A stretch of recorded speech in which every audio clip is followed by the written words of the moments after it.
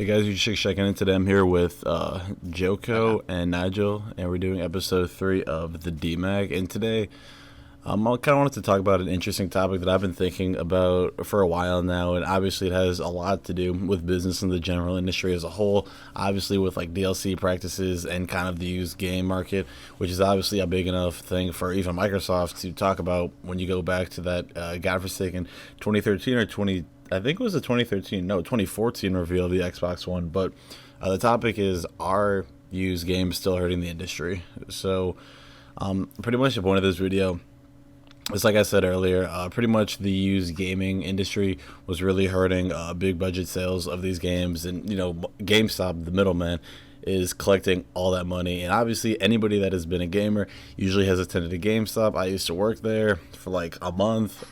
Then I realized I had cancer, so I had to leave.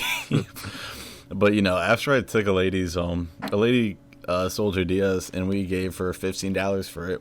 My manager was like, go take it back to inventory and go tidy it up. So I go tidy it up, and she's like, okay, and don't forget the DS labels are over there. So I go over to the corner of the room where she points, and you know how much she wanted? You know how much it was? What?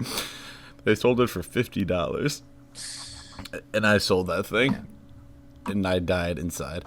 So, anyways, yeah. So the used game industry is obviously a huge thing, but with the addition of season passes, I wonder if these developers are still making enough profit to survive off that, and whether or not like the base of $60 that they'll receive from the game, in addition to another $60 like Star Wars Battlefront, do they need to make $120 to still be profitable?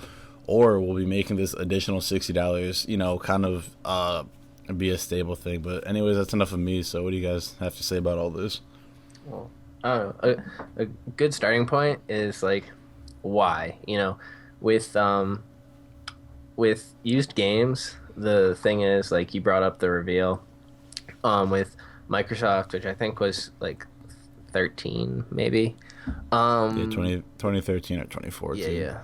I think it was 13. But anyways, the problem was people reacted so bad to it because it was all DRM. It's like you don't have legit discs, like you don't have anything. It's just like, this is Steam, which is a whole nother beast in itself. But the problem is that like those type of gamers, that type of audience had never seen that, and clearly Microsoft was just did not understand the audience, or was trying to push the audience the way they wanted.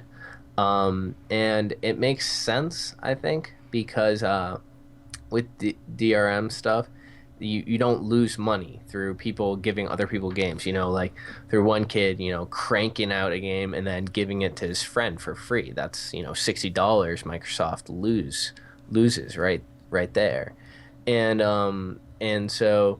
I think like places like EB Games and GameStop really understand that, and so your friend may not have that, but we have a great game that you wanted in a physical form for $5, or $10, or even though we only took it in for a couple cents, but and so people can still play the games at a reduced price, and the profits aren't going to the parties that made them.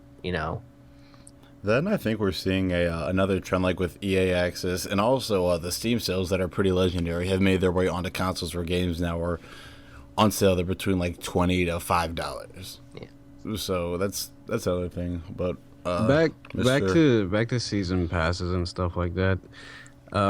Honestly, I feel as though it's just a cop out for more money, because I see most companies as just evil, gross, money grubbing pieces of shit. Because if used games, or like Joe said, giving your friend a game is killing the industry or taking money away, you can do the same thing with season pass and DLC, because you can give someone your account and then they can go download the DLC. I've done it before. Yeah, but the only way you can use it is with Steam, is if you're signed into that account. So two people can't effectively play the same game at the same time. And with multiplayer games, which are usually the games that receive those season passes and that type of content, usually you try to play with your friends. So it kind of is a kind of rock paper scissors bout to it. But yeah, Steam sharing is a thing.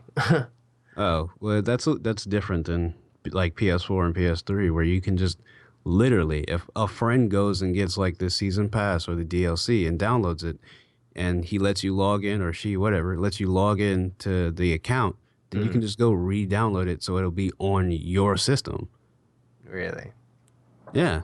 All You right. can go into their library, re-download it, and boom, you have it.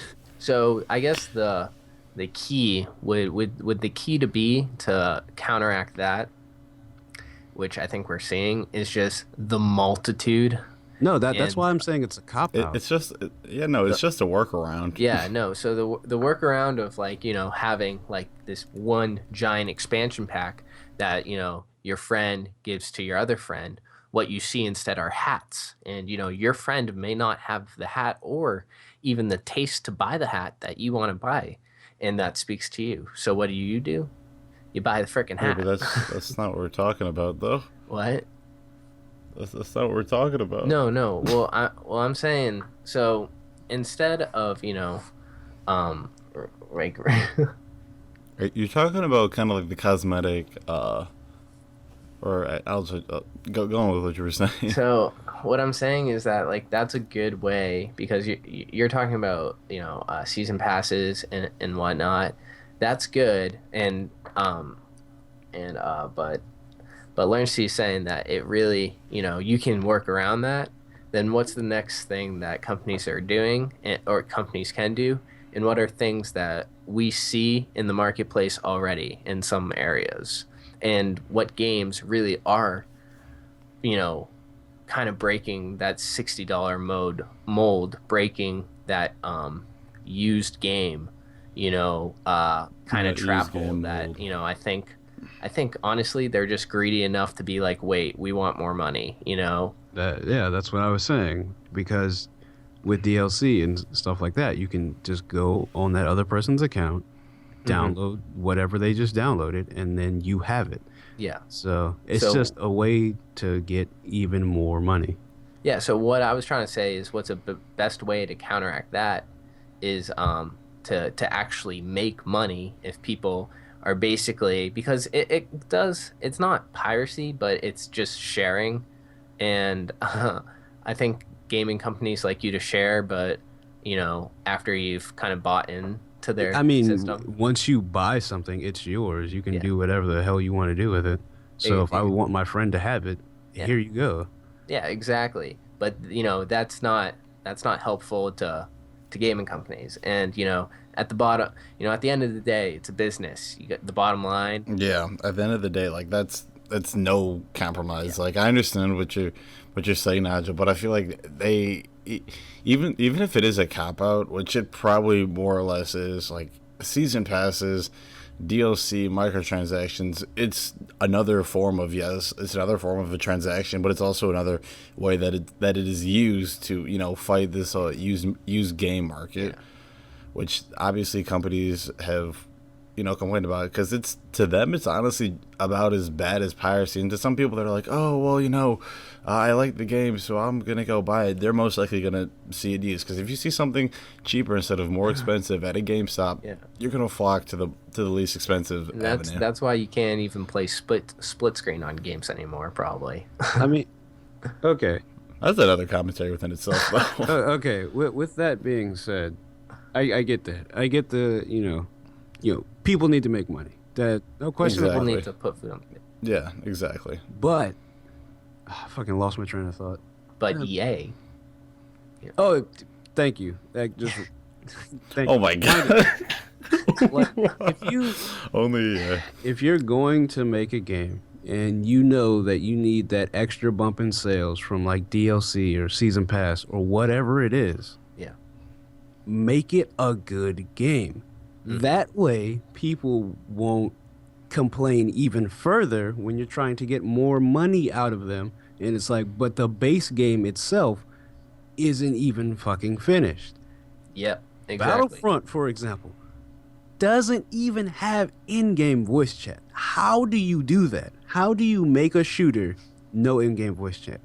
But That should be one of the first things that you know what? Since this is pretty much a strictly online game anyway, We should have in-game voice chat. in-game Nigel, voice chat. who Yeah. needs voice chats when you can clearly buy the specific emote that you are trying to share information with the other player? Yeah, I'm but happy. $1 emote there. yeah, please tell me you're trolling. No, Okay, good. You're no, trolling. and then some people will try to make the argument. Well, just make a party chat.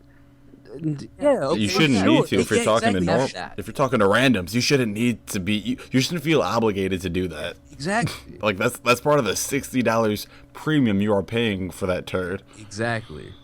Yeah. And yet they roll out the DLC day one. But something that you were saying was you wanted the games to be quote unquote good. Now, good is a relative term because some people like good. Obviously, we all have. Okay. Different- Finished, complete. Okay, that's different. Tested, so your product isn't ass when you expect people to buy it, because that just enrages people. I mean, okay, maybe it just makes me mad. But if you give me a game that For $60. for $60 that is clearly not finished, like it might look pretty and because Battlefront looks great, but clearly not finished. There's nothing to do but online, and the online itself isn't even completely polished. And then you go, oh, guess what? There's more stuff coming out. Pay for this. I'm gonna be like, no, fuck you. Yeah.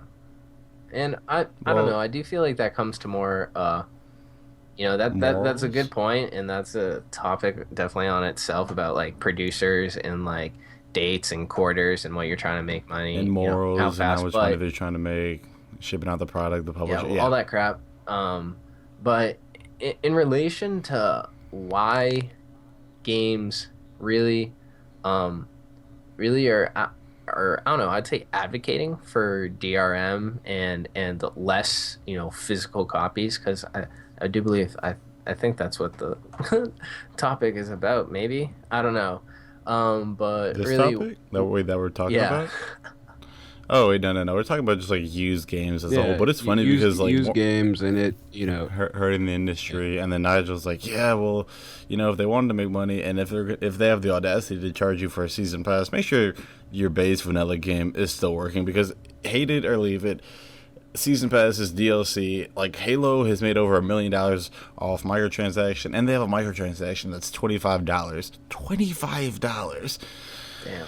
Jesus Christ, that's almost as much as the entire game. But I'm sorry, I didn't mean to cut you off. Going with what you were saying. Oh no, so so used games, and I don't know. I mean, I really, dude, EA's just a bundle of joy. I love them.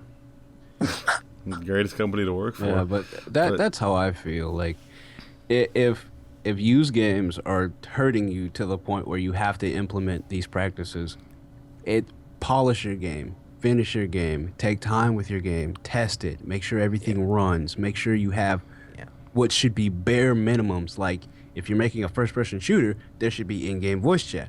But what do I know? I'm just some dude. If you're making a fighting game, you should be able to give good netcode, maybe have some servers, be able to mute your microphone. Mortal Kombat. I'm looking at you, Storm. Competitive. Looking at Storm. I'm looking at Storm. I'm looking at you, CC2 in NetherRealm. Looking at you. No, but yeah, And, again. oh yeah. Also, I'm sorry. One more thing.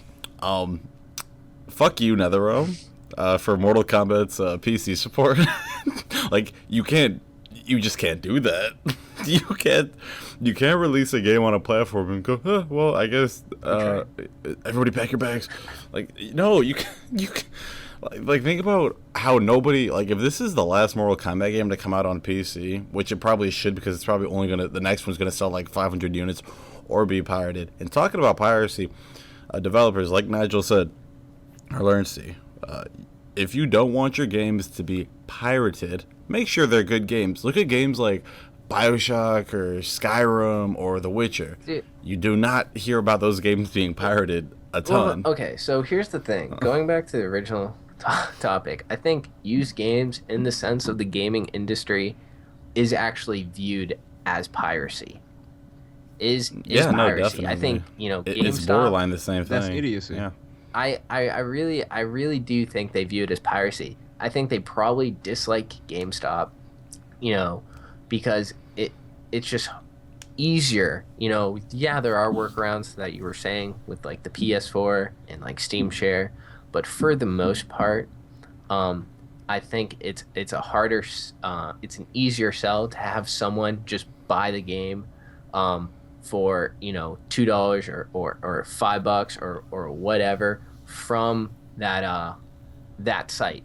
And that's actually why Origin has, I believe, EA has made their own Steam, which is Origin. So all those revenue of their own game goes back to them. They're not. It's keeping all the money in house. Yeah, it's all in house. There is no middleman, which is good. It drives down the price, which Origin Access, I think, is the new front of combating, the piracy issues All the and third-party sales and of these subsequently games, sharing, just friends sharing, because I really do think they view friends sharing as piracy.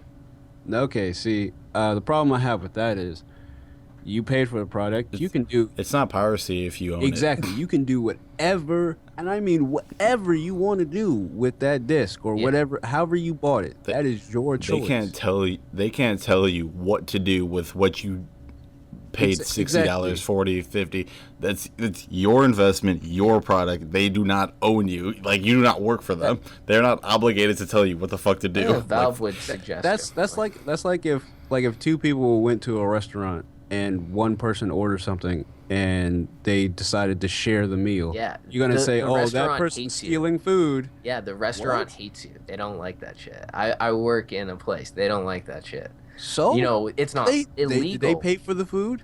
Did Yeah, you? no, but the thing is, it's not illegal. And and it makes sense. It's like, hey, I'm freaking sharing this. Like, be That's the grateful. thing, I'm I giving paid you, for like, it. this is a great game. I'm sharing this with a friend. Maybe he'll like it so freaking much that he'll actually just buy his own one.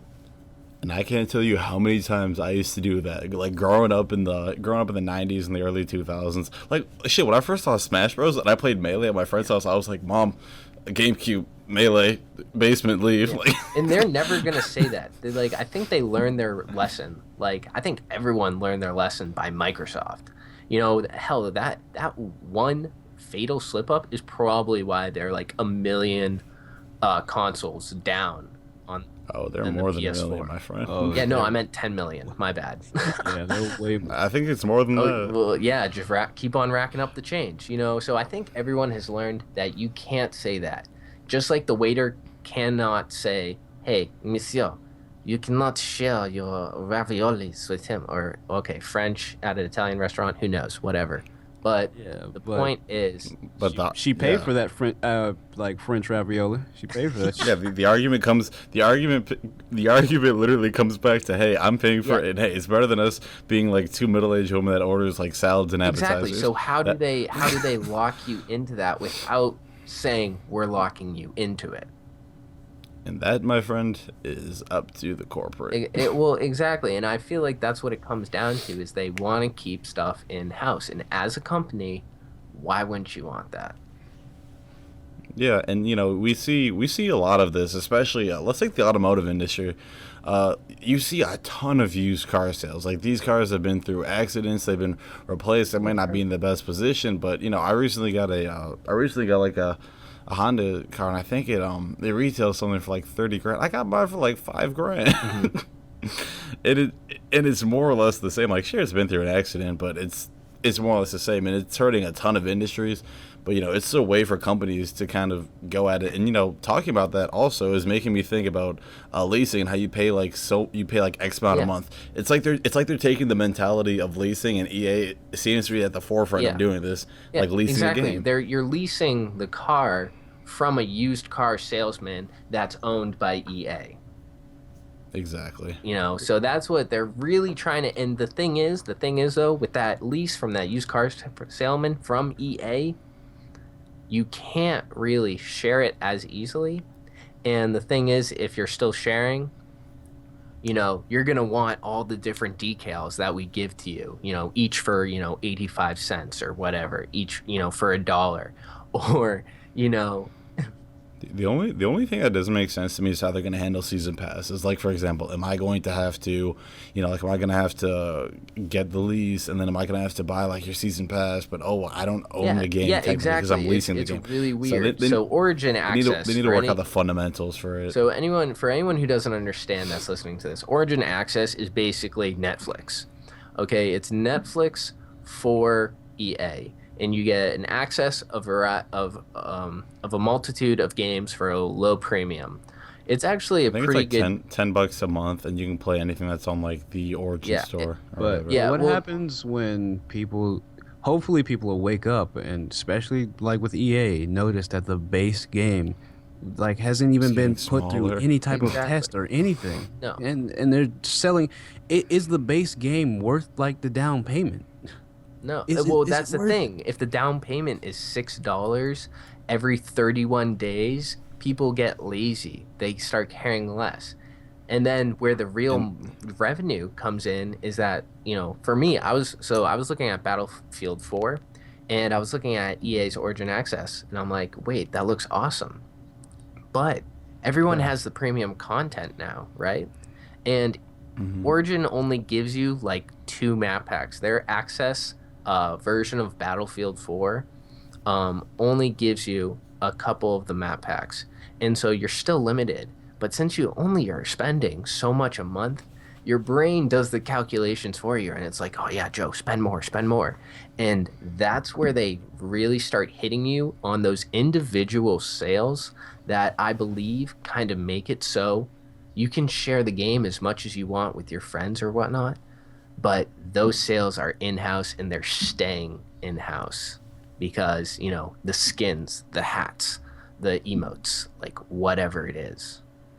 But Nigel, back to what you were saying. You were talking about like how, like, okay, obviously this isn't a way to like combat like broken and fixed games, but honestly, okay, say you go into the store and you see a game and they're both broken. Would you prefer to buy the $60 or $6 game? You're going to go to the $6 game. Why? Because you're not going to feel as salty or bitter or hate the company as much. You might, I don't know, you probably might, but usually a rational person will be a little more angry spending 10 times as much but it sucks, on a broken product versus and that's another scary thing. Is like all of this is to combat, what isn't even in my eyes at least a problem.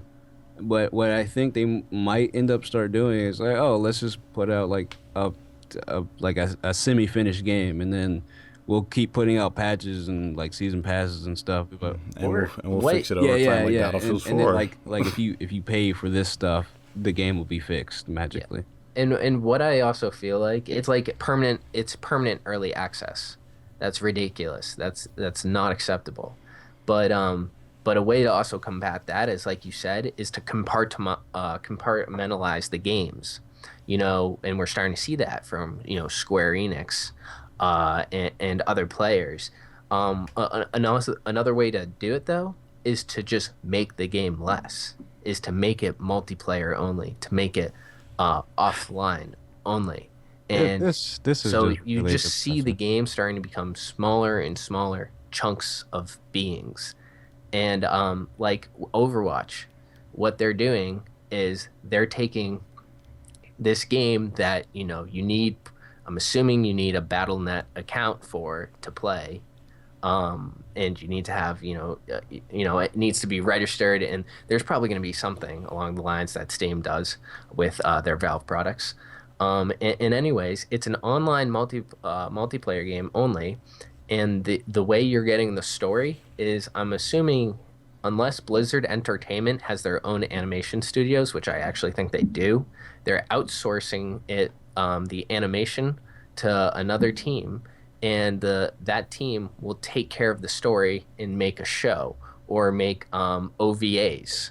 They'll make movies, and that's how you'll start getting it. The bigger product, and it's really I doubt. Thinking about that though, like if that was like the future of things, like you release movies, Warcraft. OVAs. Okay, you know what? We're getting way off topic right Yeah, now. I was just about to say that this is just like, super depressing, and I was about, man, shout out to the real developers and publishers out there, y'all the real MVPs that care about your customers and respect your customers. Like, if I could just hug you guys, give you CDPR. guys some dap, I appreciate you guys. Jonathan Blow, guys getting pirated like nobody's business, but thank Special you. shout out to the Senpai Harada, as always. But I don't know. I Anyways. mean, yeah, I doubt this.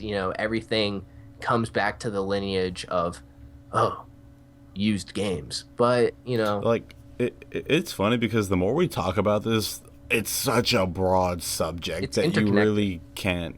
Yeah, no, it's interconnected through like norms of the industry, like who buys what, why do people buy it, how much are they willing to put on it, how we're gonna mobile counteract it. platform It's just now. yeah, just so many So many different. variables. Yeah. Shout out to fighting games. Anyways, Shout out to okay, Most Nigel. fighting games, they have stories and stuff. Shout out to fighting games. FGC strong. yeah. No, We still in this bitch. shout out to walking I just got real simulators. depressed talking about this. I had to Shout cheer out to myself walking up. simulators. You boys know what you are, and you still keep on marching. Anyways, Fighters. I'm gonna be the voice of reason for the once in my life. Do you guys have anything else to say? Or you want to wrap this Shout thing out up? I'm gonna go Fighter, get like a Tekken. fucking fifth of scotch now. Shout out to the real games.